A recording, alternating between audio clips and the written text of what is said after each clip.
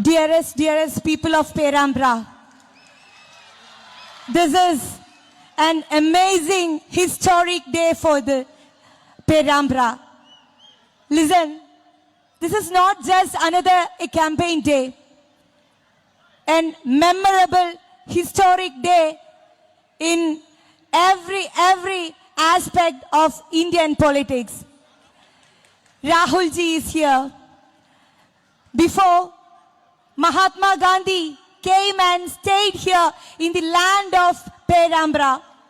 Now we have the hope of Indian democracy, Shri Rahul Gandhi here in the soil of Perambra. Rahul ji, you came here all the way to Perambra, not just to support a candidate of UDF. We look forward for the dreams of each and every person who is voting in this assembly election. We look forward to the manifesto of the UDF here. We are here to dream about this land, to fly high in colors, to stand all the way head high in this country, in this super soil of Indian democracy.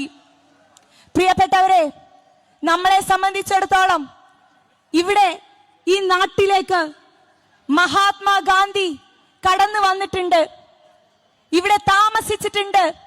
ഈ നാടിന്റെ പ്രത്യേകതയാണത്, ഈ നാടിന്റെ പാരമ്പര്യമാണത്. ഈ നാട്ടിലേക്ക് ഇതാ ഇപ്പോൾ Rahul G എത്തിയിരിക്കുന്നു. നമുക്ക് ഒരുപാട് സ്വപ്നങ്ങൾ കാണാനുണ്ട്. ഈ മണ്ണിന്റെ അടിസ്ഥാനപരമായിട്ടുള്ള എല്ലാ കാര്യങ്ങളെയും പരിഗണിച്ചുകൊണ്ട് UDF ഒരു പ്രകടന പത്രിക പുറത്തിറക്കിയിരിക്കുകയാണ്. നിങ്ങൾക്കറിയാം, എല്ലാം ഉണ്ട് ഈ മണ്ണിൽ. മലകളുണ്ട്, പുഴകളുണ്ട്, പാവപ്പെട്ട കർഷകരുണ്ട്. എന്തിനേറെ പറയണം, രാജ്യത്തിനു വേണ്ടി സ്വാതന്ത്ര്യ സമരം നയിച്ച ആളുകളുടെ വീരും ചൂരുമുണ്ട് ഈ മണ്ണിൽ എന്നുള്ളത് നമുക്കറിയാം. ഈ മണ്ണ് കർഷകരുടേതാണ്. ഈ മണ്ണ് ആത്മാഭിമാനം ഉയർത്തിപ്പിടിക്കുന്ന ഓരോ മനുഷ്യന്റേതുമാണ്. ഈ മണ്ണ് ജനാധിപത്യത്തെ ഉറക്കെ വിളിച്ചു പറയുന്ന മനുഷ്യരുടേതാണ്. നാട്ടിലെ ഏറ്റവും തൊഴിലാളികളായിട്ട് അടിസ്ഥാന വിഭാഗത്തിൽപ്പെട്ട ആളുകൾക്ക് ഉയരത്തിൽ ഉണർന്ന് ജീവിക്കാൻ പറ്റുന്ന അവസരമുണ്ടാക്കാനുള്ളതാണ്.